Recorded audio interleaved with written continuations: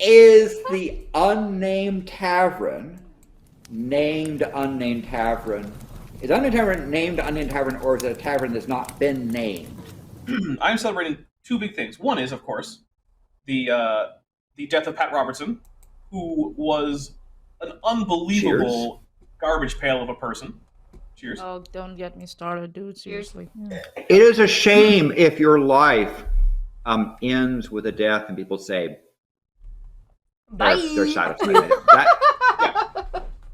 I can think of people like Strom Thurmond or Fernand Franco are people that rise to that level of thank you very much for dying. It's appreciated. Yeah.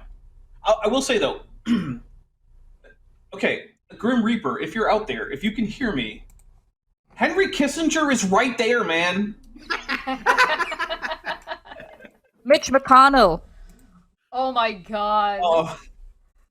That So, like, actually, it's kind of funny because so we every should time draw a list of priority, like Arya from Game of Thrones. Like, this is my list of people that I want the death to take away with them. Well, it's funny because whenever some asshole dies, like Pat Robertson, one of the things that also tends to trend is Henry Kissinger. The next one. Yeah. Because Oh, everyone's okay. like, okay, Kissinger next. Come on, let's do it. Come on, you can do this, Grim Reader. Look, I am not saying that anyone other than the personification of death should go out and murder Henry Kissinger. Yeah, do not do that. no.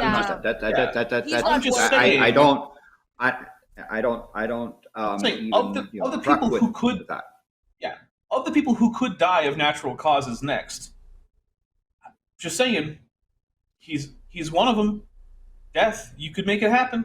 If there's a personification of death with any kind of personhood that was listening, which is probably not true. But anyway, there was a question for me. Someone said, "Who will I celebrate more?" I think it was Pat Robertson or Kent Hovind. So that's actually a really good question because I don't know. I mean, on the one hand, Pat Robertson probably reached, he definitely reached a much wider audience than Kent Hovind. So his disgustingness impacted way more people. On the other hand, I mean, he wasn't harboring pedophiles that I know of. He didn't have an actual literal body count to his name that I know of. I don't know of him physically and emotionally abusing his spouses or children. So, like Kent Hovind is like concentrated evil, and Pat Robertson is like distributed evil. And I'm not sure which one is worse. So, like, I don't know. I used to think that I would not celebrate Kent Hovind's death, but basically that was before any of us knew as much as we know now. And now I'm just like, no, that guy can drop off a cliff and it'll make the world a better place. There are some people in the world that you think that the world will be a better place if they're not in the world.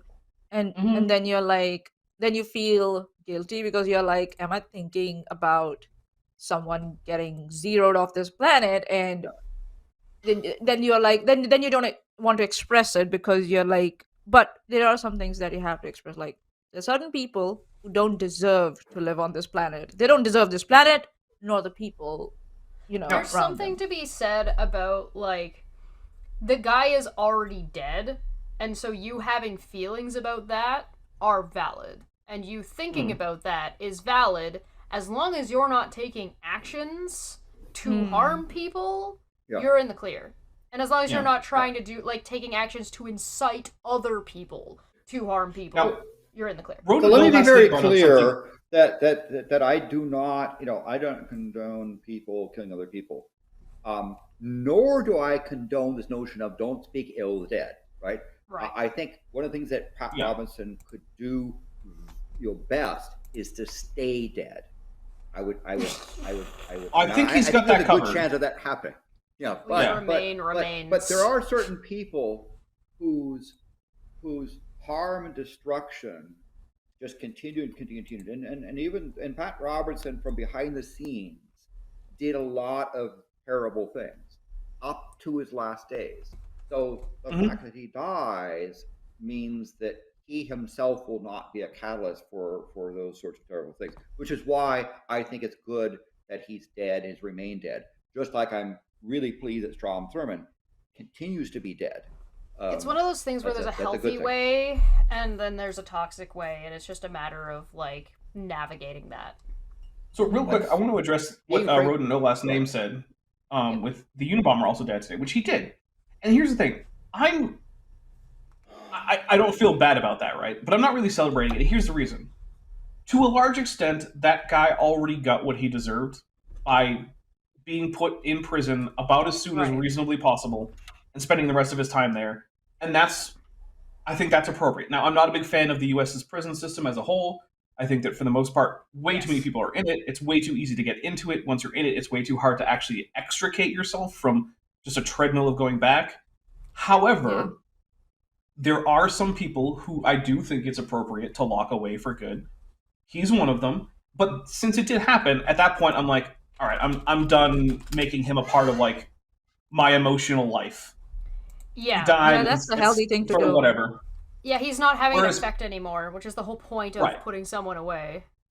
Whereas Pat Robertson, I don't think that anything he did should have had him put in prison, because I don't think that you should go to prison for being an insufferable asshole. But he was actively trying to harm people his entire life, and now that's done, and that's a good thing. Well, so that's why his death, I think, is that him. Let me be careful. His being dead is a good thing because it means he is not a catalyst for more harm. Right. Now, the case of the Unabomber, he was in prison, so his ability to do stuff is limited. So, just in honor of this, I do have a list here that was put together by somebody who goes by Mace Windu, which is pretty funny, in my opinion. That they put together a quick little thread about some of, like, Pat Robinson's classics. So it's kind of like a greatest hits, but of awful.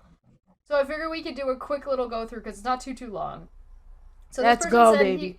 He was a super villain among Christian conservatives. If you think the ones you know about are unhinged, this motherfucker was on another level.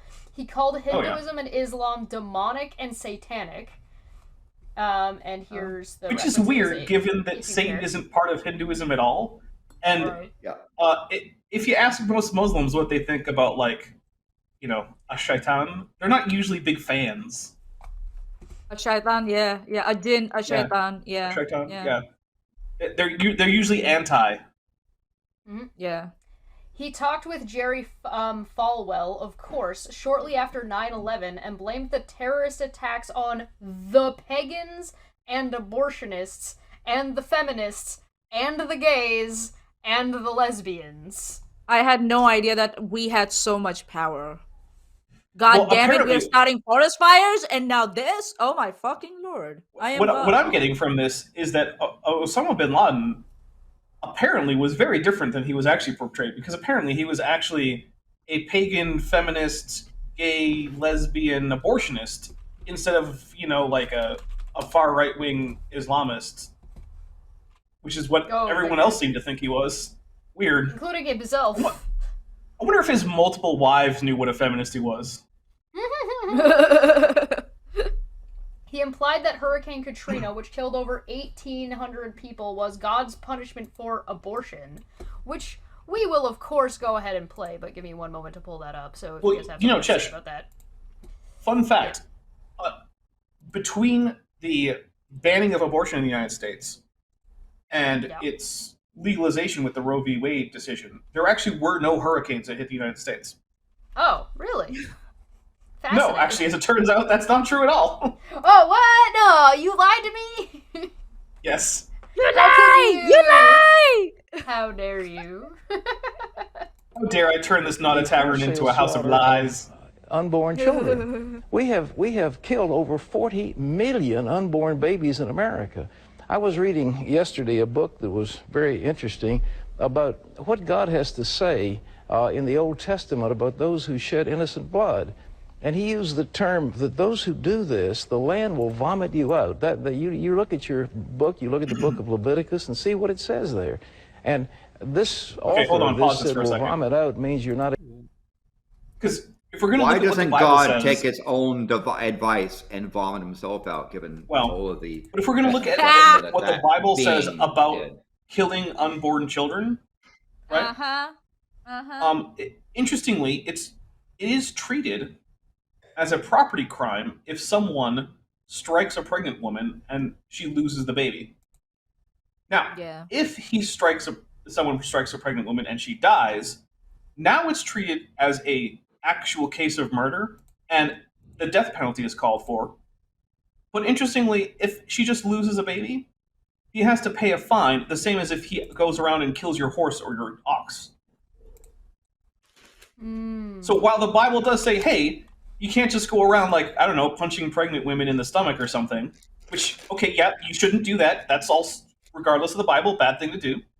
But it does not treat that as murder. Now, it does not really have anything to say about elective abortion. And yes, I know about the little potion to see if your wife has been unfaithful. The point of the potion is not to cause an abortion, even if it would be, according to text, one of the effects of it if your wife were pregnant, which, not a guarantee. But, like, it doesn't actually have anything to say about, like, hey, this person is pregnant and wants to stop that pregnancy. It doesn't even address that. Elective abortions are not in there. Medical necessity abortions, not in there. The only time it talks about the intentional killing of an unborn child, it's by someone attacking a pregnant woman, and the penalty is the same kind of penalty that you get for property crime.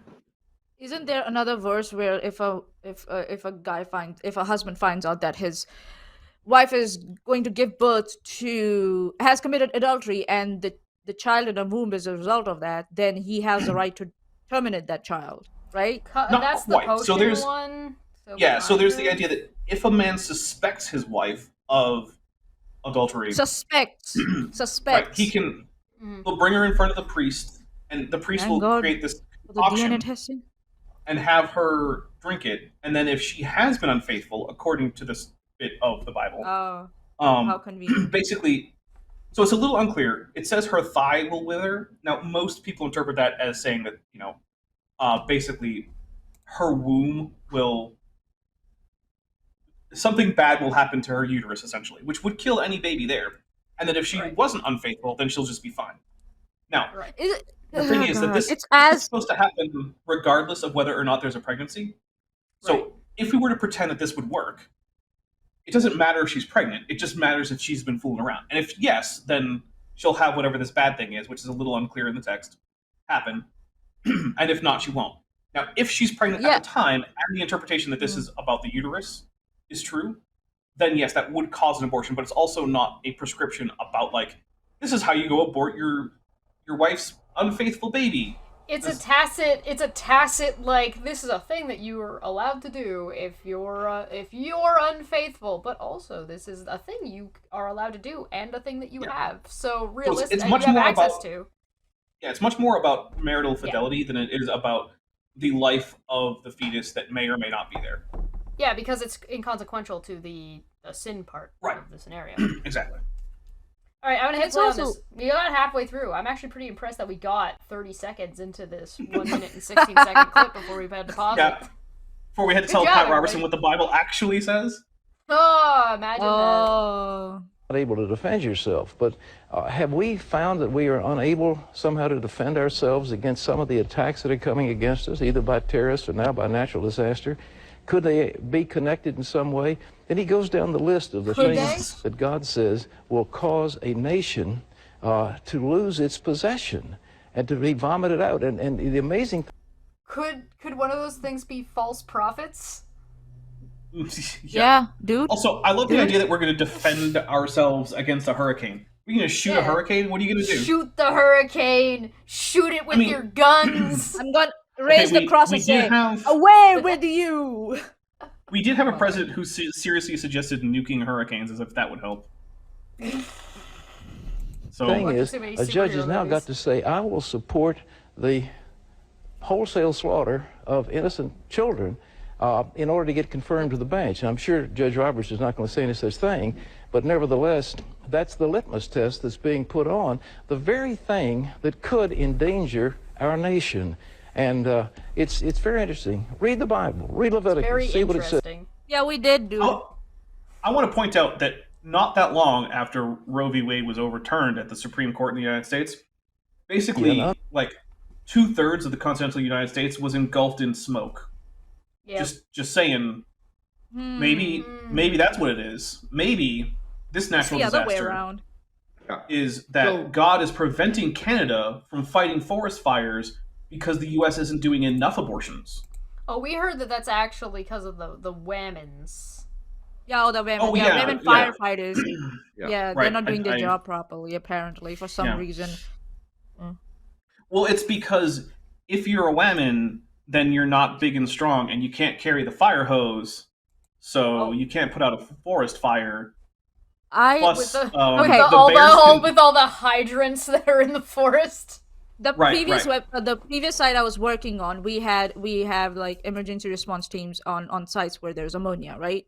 So that's part of the regulations. And on that ERT team, we had a girl, and I can tell she was tall and big, and I can tell she carried hoses like it was her business. She was like, "That's my business, and they are mine. I'm gonna carry." But there's another like, thing. 2 roles.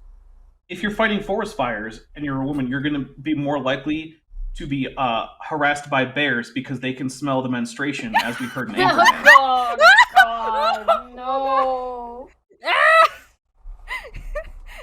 Landon's so like, children.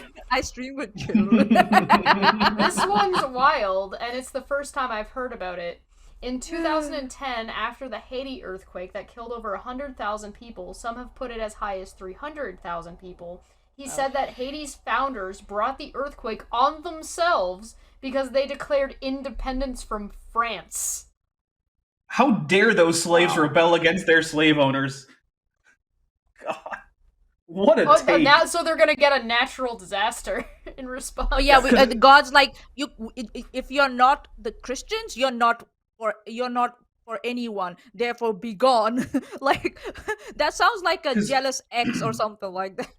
I want to point out, in case anyone doesn't know, the Haitian Revolution was in fact one of the only long-term successful slave revolts in all of history. Basically, the slaves in Haiti were like, you know what? Screw it, we're taking over. And they killed a lot of slave owners, and then they took over. Now, granted, Haiti hasn't had the best time of it since then, but to criticize the idea of the Haitian Revolution is to criticize the idea that slaves shouldn't just, or is stop basically to endorse slavery. Yeah, that slaves shouldn't want to not be slaves, and that they shouldn't take it into their own hands to make that happen if possible.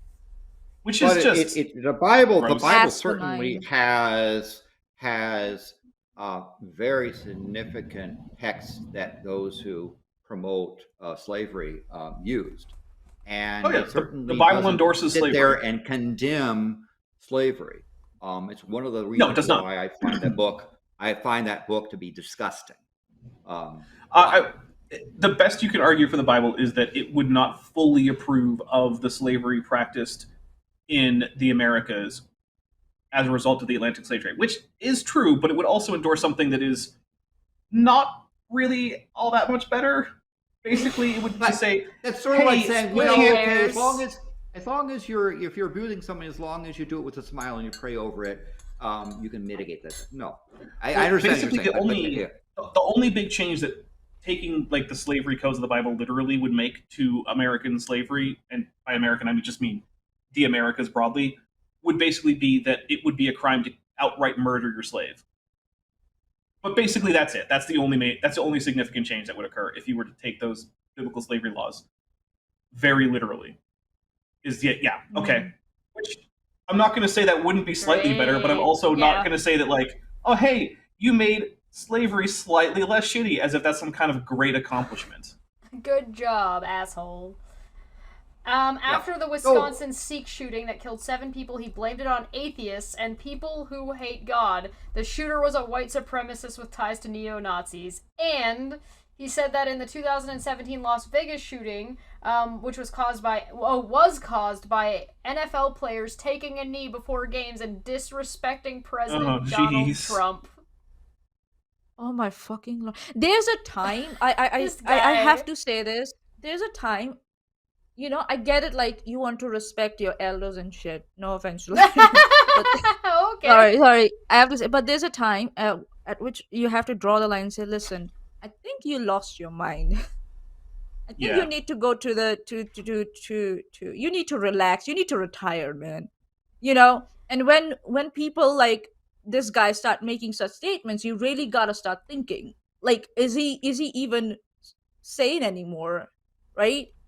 Okay, you don't want to think for the sake of like his like well-being. Think about the business he's running. He's going to destroy that business with this Oh, and attitude. let's not pretend that this guy doesn't run a business. He's a televangelist. Like, it was absolutely That's a business. business-driven. Yeah. That's never taxed for some reason. Claimed that critical race theory gave people of color the whip handle over white people. Yeah. Hey, fun fact, everybody. You can criticize things without, making yourself sound like a horrible, horrible racist, even if you are. You don't have to make it very obvious like this. You could just not. When a man called into his shitty show asking what he should do about his wife who was not respecting him, Pat Robertson told him that his wife was a rebellious child who wouldn't submit to any authority. He jokingly suggested that he move to Saudi Arabia where he could beat her. My wife has become Are you ready? No. Too bad. My wife has become a real problem. She has no respect for me as the head of the house. She insults me. I wonder why. She even went as far as stretching her hand to beat me. I've lost my self-confidence. Her words hurt so much, and she refuses to talk through our problems. Please tell me what I can do. Well, you could become a Muslim, then you could beat her. But in lieu of that. You don't want to go to Saudi Arabia? No.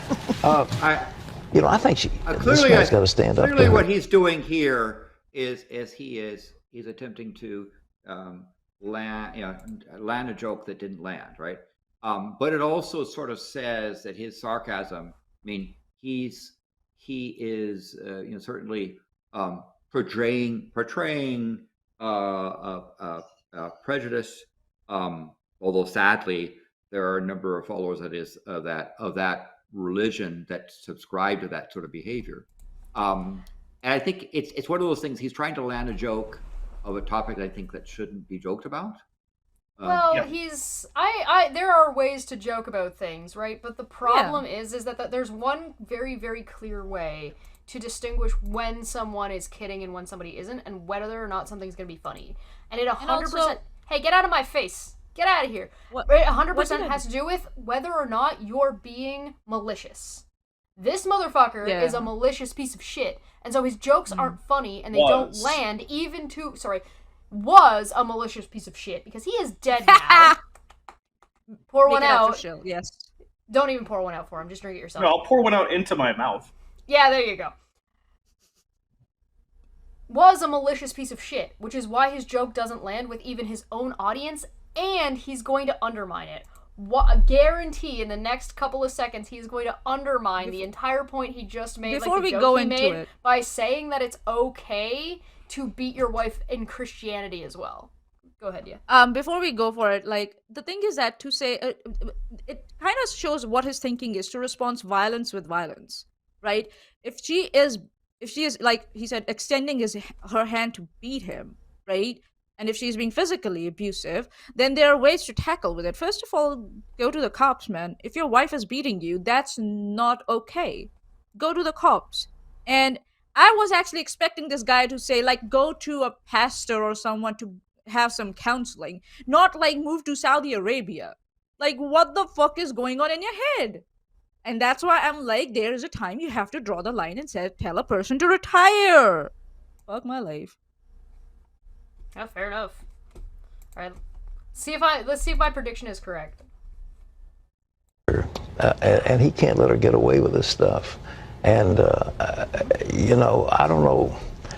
I don't think we condone wife beating these days, but something's got to be done. What do you do with that? You can't divorce her according to the scripture. And so I say, move to Saudi Arabia. My wife has become a real. That's gonna be like, oh hey, we're getting rid of polygamy so we can become a state, Utah. Energy right there. Like, oh shucks.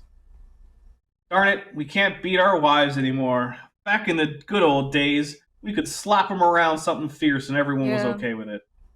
Yeah. And to wrap up, he and more importantly, his words have strengthened the hateful rhetoric in this country. I'm glad he's dead. I encourage all of you to look into the shit he said. Him being able to live to see 93 is one of the worst tragedies of our history. Scum. There are some people you need to speak up against.